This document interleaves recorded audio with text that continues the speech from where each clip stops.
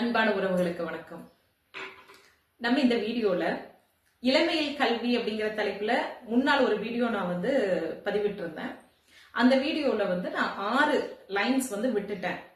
அதை அப்பா பார்த்துட்டு, ஏமா அது ரொம்ப முக்கியமான வரிகள், அதை நீ மிஸ் பண்ணிட்ட, போட்டிருந்தேன்னா ரொம்ப நல்லா இருக்கும் அப்படின்னு சொல்லியிருந்தாங்க.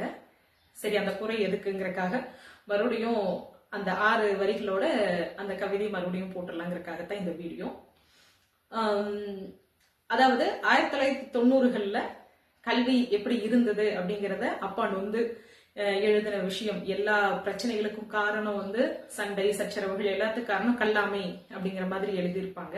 அந்த கவிதையை வச்சு இப்ப நம்ம எவ்வளவு பெரிய முன்னேற்றங்கிறத பத்தி நம்ம பார்த்திருந்தோம்.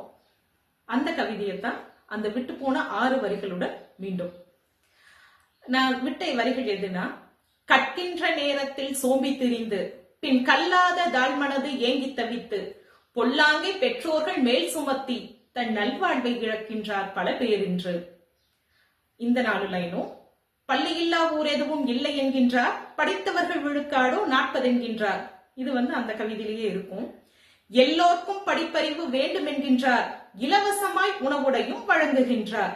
இருந்தாலும் கல்வி கற்றோர் எண்ணிக்கை இங்கு வெகுவாக குறைந்துவிட்ட காரணம் என்னன்னு வரும்.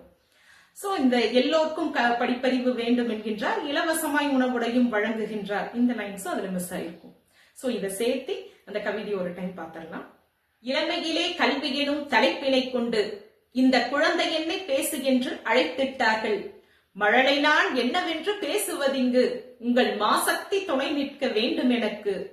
இளமையிலே கல்வியினை கற்றடு என்று அந்த கிழவியவை சொன்ன மொழி சிரமேற்கொண்டு கண் போன்ற கல்வியினை கற்றிட வேண்டும், நம் கன்னி தமிழ் பெருமையினை உயர்த்திட வேண்டும்.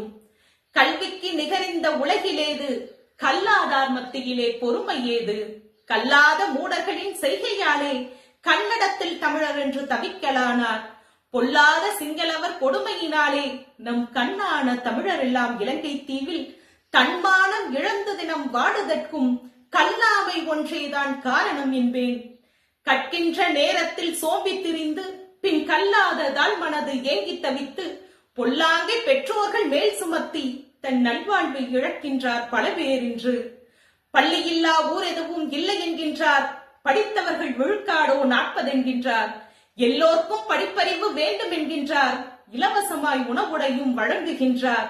இருந்தாலும் கல்வி கற்றோர் எண்ணிக்கை இங்கு வெகுவாக குறைந்துவிட்ட காரணம் என்ன?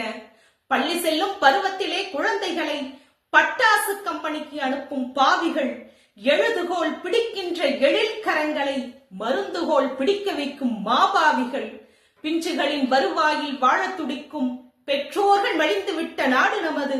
அந்த பெற்றோர்கள் ஒழுங்காக கற்றிருந்தால் இந்த பிள்ளைகளின் நிலை இன்று உயர்ந்திருக்கும்.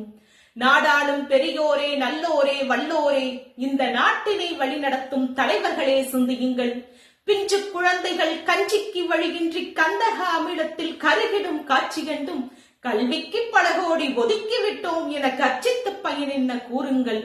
பெற்றோரும் பெரியோரும் பிள்ளைகளை பேணி இளமையில் கற்பதற்கு வழியதனை காட்டிடவும் வேண்டும். பிள்ளைகளும் பொறுப்போடு பெற்றிடனும் கல்வி, பெற்றோர்க்கு அதனாலே சேர்ந்திடனும் பெருமை. கல்லாதார் இல்லை என்ற காலமும் வரணும், நன்கு கற்றோரால் தாயகத்தின் நிலையும் உயரணும் என பெற்றோரே பெரியோரே உங்களை கேட்டு என் சிற்றுரையை முடிக்கின்றேன். நன்றி, வணக்கம். போன வீடியோவோட லிங்கை நான் டிஸ்கிரிப்ஷன் பாக்ஸ்ல கொடுக்கறேங்க.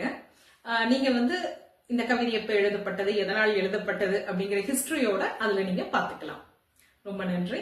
அன்புடன் இரா கல்பனா சிவம்.